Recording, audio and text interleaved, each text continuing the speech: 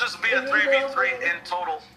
We saw Marvin and Vanille overall with Dookie. These guys had some issues. This time that is changing. Looks like off spawn will just be a complete different engagement for them entirely, although they had the advantage before, and Oz quickly switches over and now has high ground effortlessly off that back push. Marvin also pressured by Thomas. 3 different fights going on at the moment. Dookie and Vanilla are like, yeah, I'm not gonna come there and help you with Thomas. I don't wanna be on that side of the box. I don't wanna be on that wall. Marvin, you got yourself. You can't. Just got knocked. That's unfortunate. Oh, we were looking at you and now we're gone too. Man, this is just surgical. And that is the reason why they're just so good at controlling that drop, Sancho. You know, hey, maybe they were surprised. They were like, hey, look, no one's here. Surprise, we're back.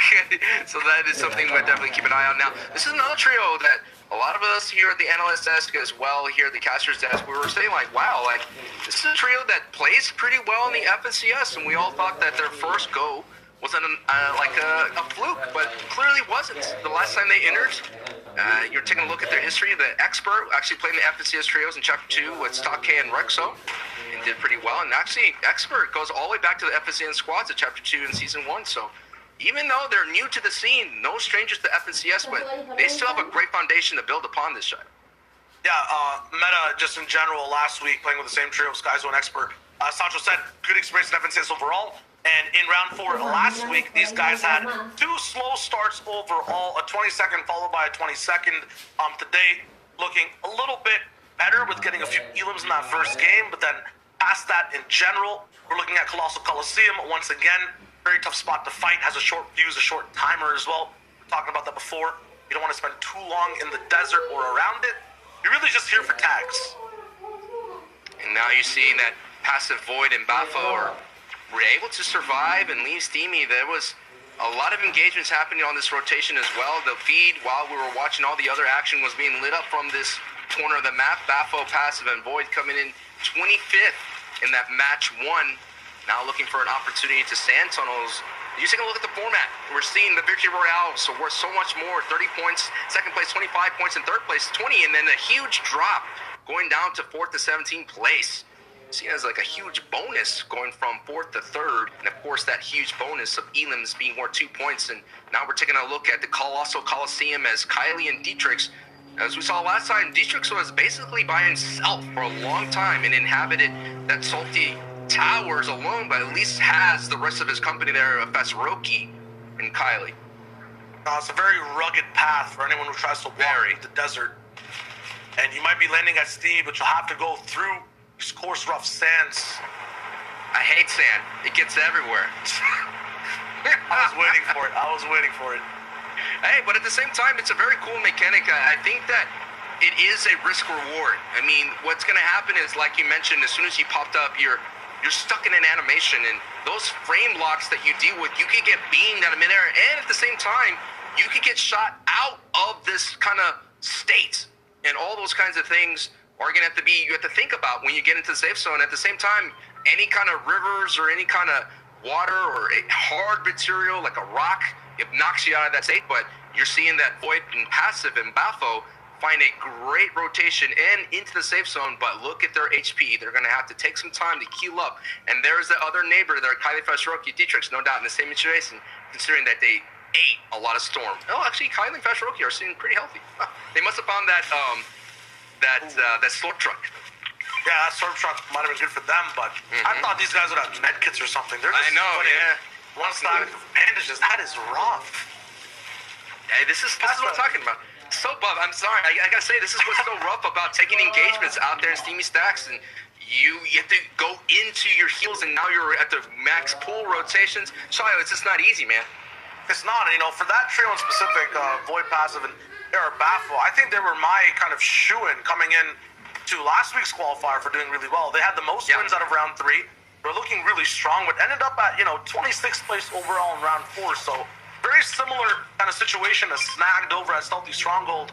Not the best showing overall, but a lot to redeem for Void. And just like 11 beforehand in Reese, it was just it's really rough, being contested. You don't have the most consistent pathway to playing these games, so you have to pull a Kiriachi and maybe just run around the map, find another spot, or really figure out something proper to do off that drop to make it so that every game kind of plays the same.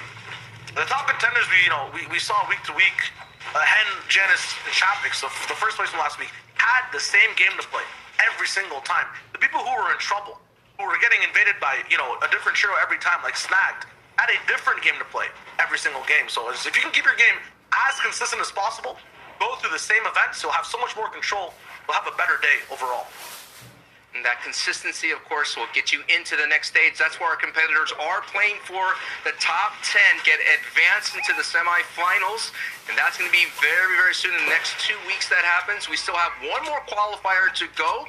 And, of course, we're going to have the very epic, very intense reboots as well.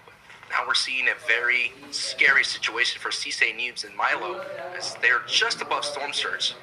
What's a good number to feel good about being in Storm Surge? 300, 400? You want to be 500? That's great. That's amazing. That's amazing. I'll call my mom mid-game if I'm ever 400 Surge. You're going to check your socials, check the, I'm posting that on Snapchat, on anywhere. I'll post it everywhere. You know what I mean? If I'm 500 above. But Yeah. a good number is like 150 to 200. Like you're feeling like you're on pace. It'll go down and you'll have to re-tag up again. I think you should aim to be near that 100 to 200 line. If you're above that, you're doing absolutely great. Right now, I drop Tayson and Savage, or should I just say I drop and Tayson are not doing that great. This looks like Savage's loot might have been a snipe or something over from Nakos, Floki, and Clement. We'll have to see how that breaks down. But they got a reboot before on the Tayson. This time, I guess they'll have to be on a Savage. Pass out again. That split is done from Cammy, Seti, and Teak. How did they get down here so fast? I'm always surprised by these guys. The last time they were up at Pleasant, remind you guys, these guys landed over at the crane at Dirty. Past that, Tayson's down now, so I drop left by himself. He's not going to be able to get that card either. That's way near the zone line. There's multiple trios that have to come in, and Slurpy's the only spot here right now that has a reboot. It feels like there's already some trios over there. This is rough for this trio. Yeah, and you're taking a look at the people that are not having a rough ride. It is Zappy, Tus, and Putrick, who we just saw. We saw actually Cammy, Seti, and Teak, who are sitting in third place with 36 points, but Zappy, Tus, and Putrick with 50 points in first place. Floki, Clement, Nakos, which we see on the right side of iDrop in the moment with 47 points snagged. Heatsy and Steelix coming from the 32nd in qualifiers 1, now in fourth place with 30 points. Sky Falcon and Robaz with 22 points, and that rounds out our top 5 as we get closer and closer to that 5th zone. That half in and half out. So many trios put a lot of investment into that position for half in and half out, simply because it's half in the storm zone, so to speak. But no, we're not there yet. We got 2 zones to get through. This is still barely the 3rd zone. You're seeing a lot of people who like to elect for the edge of zone 2. But what do you see? What do you see, Shiloh? Hit me with I'm looking at a horse race or something. Everyone's kind of on the starting line. Right. Literally right on the edge. And they're waiting for that shot to pop off to rotate. That is crazy. You don't get to see that every day. Sometimes it's split apart. Sometimes it's all kind of in little apartment communities. Isn't iDrop getting surged? This is so sad. I mean, he does have a couple of heals to hold on to as much as possible. The surge has been turned off because 70 players are alive. So that's going to be a moment to breathe. But iDrop now is going to have to go the solo ride. We have seen these work out so well, but I don't know, Shiloh. I don't know. I mean, he already has to clutch. Can't we give him a break and maybe up the surge damage that already has? This man There's no free ride. everything running against him. No. There's no free ride, man. This is FNCS trios, man. You got to earn your way through. Again, top 10 get through. And Tayson, iDrop, and Savage, we saw them in qualifiers run, going north, south, all different directions, but they keep going the same direction on the leaderboard, and that is down south. But Steelix and Heatsy and Snag are moving up the boards right now, sitting in that great position of 4th place. And Steelix and Heatsy and Snag, who are coming all the way from up north. Look at that storm surge, 1,100 above. And they're moving well as a unit. Now we're taking a look at the overview of the map. We see Benji, Amplify, Matzo coming from Hydro 16. Not a lot of rotations from them, as much as Teak's company, who went all the way to the dead side rotation, the south side. But we saw them pay off in that match 1 where they were able to rotate to the Pleasant on that dead side, north side. But now we're seeing Steely, Heatsy, and Snag, 2 elims, 34 points total so far. Yeah, Cammy might be in the best spot with his trio down near the south, but no matter where Heatsy, Snagged, and Steelix are, I just feel like their position, their type of fight style is just always hard. Always in the best best angles, have the best place to make as well. This will be a gas canister play, trying to put down on the flames. So much damage above Surge, you don't really need that much more. Flick going for a few more elims in the feed. So their game's been taken off already off spawn with 3 quick elims, and past that, you're getting more in this zone. Very hard to confirm long-range elims here as well. Everyone's always kind of all the way on full points. Anas taking some damage though from the storm, or from the inside of the storm with an AR. He's fine overall though. He'll heal up. I was just surprised at how many elims already Thomas, Anas, and Flick have. They literally come all the way from the Dirty Docks area, and they just run rough shot throughout the entire rotation. So not only they're rotating in, now they're barely just in for the moment, but they have so many elims, and now you're seeing the gamble, now you're seeing the investment. If Milo pulls that half in and half out, they're looking good. If Anas, Flick, and Thomas pulls, they're looking good. But so many materials were expended by Anas and company into this rotation, so they have options. But no matter what, they fight well at high, they fight well together at low. This is one of these trios that could do it all. And already they're doing it all in this match, considering they weren't able to get in with 6 elims. Everyone still has to follow the rules though, no matter what these guys can do. Question is, how are their limits looking? For Anas, just 37 AR. It'll be tough for, I would say, one of the best, long-range trios to confirm any more frags with that much ammo. And at the same time, Show, it's another race. Everyone's on the edge, has to move in together. Now, we have a few trios that have gone, a little bit closer to the zone already. Hard find there with Astra. You can see it all the way in the distance. MXR is there as well. A few tags taken by Thomas as he takes the bouncer. Dexy chooses to run instead. Spending so many mats. Astra follows through with all those builds already placed on the left side, and Anas has these builds to follow as well. Astra using that SMG, the legendary variety, because that AR ammo is going to be so scarce and valuable. Not as light either, because I assume it would have already happened, but I've been stressing it a little bit too much. I feel like it's still a big deal, because AR is kind of where they get a majority of their, refresh eliminations.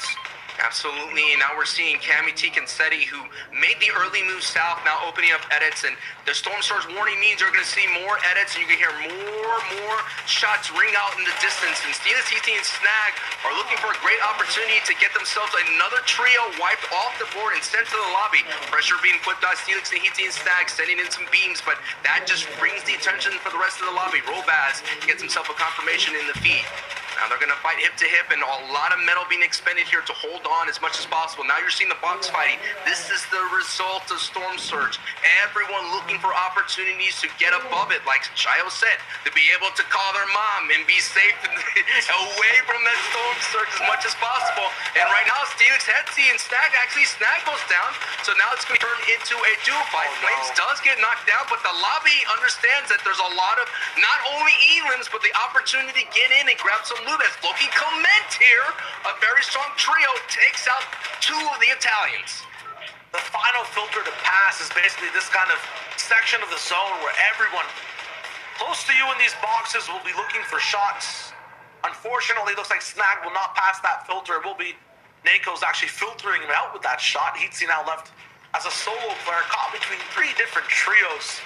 He's got to hope that he gets 1 elimination before he goes down and gets to finish it off, but not really going to be possible. We have to move all the way into uncharted territory.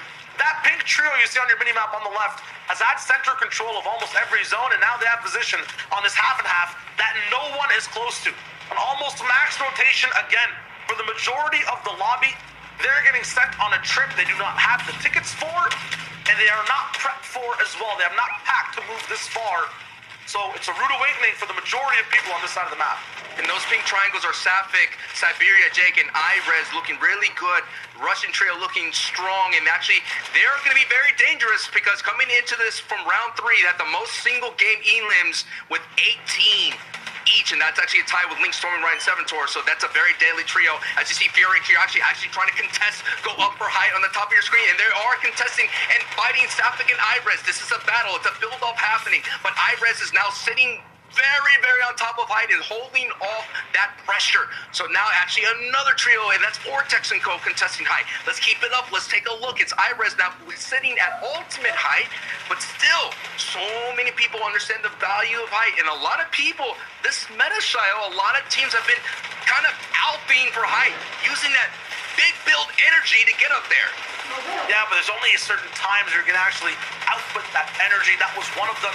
If you had your eyes slightly closed, it almost looked like a 7th zone rotation, the way everyone was harping in to get to that half and half. And now we pull away even further. No one has any builds all the way in the water. We're going to have to move all the way across and get towards Rainbow Rentals. And I was going to say, man, that you take a look, Iris, Sabir, and Safik, that build-up used up so much of their mats, so they're going to have to find a way to hold on. This height endurance is going to be challenged and tested, child. Yep, and the people who were right beside them are Vortex, Nightstick, Hi Chris. We saw these guys always operating off of what the game plan was of the trio next to them. They didn't have their own path to move over. They wanted to look for people to bully. So will they do that again? And how long will Rezumi stay on height? The rear Jake will move forward. Safik's there too. Resting all the way towards the back. Team does go down, but there's a lot of time to get that resurrection off. Unfortunately, though, pressure's still there, so possibly that pick up the 9. Astro, ADN, though, are going to be the front runners of the mid-ground tarp layer, and they're looking really good so far, keeping the pace for the entire lobby fast. Let's see if Iris, Sabir, Jake, and Safik, who have been kind of quiet coming into this match too, may be able to turn it up here and cash in as much as possible. So far, another knock on Playwell Pinke. That's 4 elims total, and they're looking very strong. And you hear the harpoon going off in the distance as Amplify is able to get a knock on Cammy. You hear that harpoon off in the distance, meaning the refreshes are there. So that question of can they hold on to height is being answered with their play. They're holding on to height by getting refreshes and making sure they rack up as much of those materials as possible, Shia. Yep, and past this, I think we have Amplify and ADN on the same layer from opposite sides. Nate also in the middle of the entire destruction going on in the center of these builds. Up top, though, Siberia Jake stays high and dry. No issues there as Benji and Amplify go down on the backside, unfortunately. Past that, though, now we see the real trios moving forward strong. No actual pressure near them at the front side of the top, but at the back, Fury is popping out the Sap and Floki taking some elims too. 96 fights the trade onto Floki though, and Castery goes down to Babs all the way down below. Rezumi can do nothing but just watch as his metal builds below him, denying him attacks for any bullets or shots, any elim potentials from the top side. But they have got a few refreshes to keep this height alive. Past that though, the zones are closing down. 5 trios left. We're going to that top 3 level of placement, and height is also getting chopped slightly. Rezumi has only 5 bills, is running out fast. And you're taking a look at the low ground. I was seeing who is on the low ground that's been wrapping up everybody that's getting pushed down to them from the team provide. It is 4ZR, Kezix, and Nate. And look at the number of elims, ladies and gentlemen, boys and girls, folks from everywhere. You're looking at a 10+ elim game right now, 58 points total, and they're racking up. And look, they have the heals. You got floppers, you got cabbages. The question is, will they be able to fight height and walk away with the victory out? And Safik does go down. That opens up that door. Valkyrie doing some damage. So that height is going to be challenged, and that's going to be from Valkyrie and Sky. So hey, that's an opportunity for 4ZR down on the low ground to be able to do some damage here as much as possible. Rezumi doesn't castle. He has to only just rely on this castle lead that has one bouncer to go kind of up, but Rezumi left all the way down. Sky with a big shot for the Jake. He goes down. And now Robabs with Sky has control. No potential for the revive though. Rezumi left on his own in mid-ground. A trio right below, hungry in the water, looking for the next shot to take, but it's the Skies up above that land the first shots down. Rezumi almost picked up. How is he still alive? I don't know. Someone please get him out of here. There you go. Now we have the 3v3. We're always looking forward to doing these end games. The question is, will height reign true? Are the heels kind of in position for this high ground team? I don't think so. I feel like the floppers and cabbages should be enough for low ground. They're so far apart as well. This drop down will surely do maybe a little bit of fall damage if done incorrectly. No, Sky has enough builds to go all the way down. And now the wrap-up's coming through. Big beams from height. And still 4ZR and Kezix survive. And there's going to be a moment to see if that high team could essentially suffocate the other team down below. That kind of upgoing of this little elevation may be enough to cause Nate and company to kind of go back. And yes, it is. Down goes Kezix. So now it's Nate and 4ZR to kind of hold on as much as possible. Robaz setting the beams from up top. And what a great play from height. And front side of the zone as 4ZR goes to the backside. Valkyrie now sent out to get that elim. Does enough damage. And no doubt 4ZR now is trying to find that side bend. And is it enough? He does find it just for a moment as Robaz and Sky and 4ZR. What do you have in your inventory? What do you have? And Sky now has no choice but to go in. Sky goes down. Can 4ZR survive? He does. Wow, it is Robaz. Wait a minute, Robaz and Sky. Oh my. That was so close. I thought 4ZR got it. It looked like he was able to do it. He went out, almost got that siphon, but it was that play from height and the rotation on that zone that was able to squish it out right then and there. But great play from Falconry and Sky and Company to be able to take height at that in game and win away with the victory royale. Yeah, I like the fact that it stayed back and then kind of, as you mentioned, went up and over towards the front side to control the entire zone. And then a very good bounce protect from Robabs to make sure he has the space available to both deny the damage from the shots and have room to pop those floppers from a distance to secure that win. Overall, an eventful game from start to finish. Zeke will have everything with Reese and Levin to talk about from the stuff we missed on the main screen. Yes, Europe. Yes, continue to bring the action. That was insane. Reese, I really kind of quickly want to come to you. Last week, and in case you guys have not seen it, we created a package that we had put out. Reese, we had Shywage, we had Kelly. They talked through some of the things that we were seeing, and specifically Falconly was one of these trios that we saw was having trouble with Storm Surge in kind of like all of last week, his trio. Now, we see him make it with his trio to endgame, and he's the guy saying, look, you know what? Whatever happened last week, this week is completely different. This is fresh. And he's the one, like, just full send running into Storm, trying to track down fights. This trio is looking really, really good. What has changed for these guys? It's tough to say what's exactly changed because last week, they ended up placing 20th, and overall, their games just kind of hit or miss. They really were just placing between 13th and 20th in every single individual game. They weren't getting into that good placement thresholds. They weren't getting many eliminations, and they had Misty uncontested. This time, they're still contested in Misty, but they're only taking half of the loot and disengaging earlier, which means they're not struggling with their Storm Surge as much because they're rotating earlier, which means, guess what? They're not going to go down earlier, then they can keep going through the end game. And in that right there, that last minute, Falconly almost choked the play. Luckily that zone was kind of going uphill a little bit, and that choked 4ZR into that heal off earlier than he would originally anticipate because he had materials left. So he goes back in, and Falconly gave him that siphon, which could have been a huge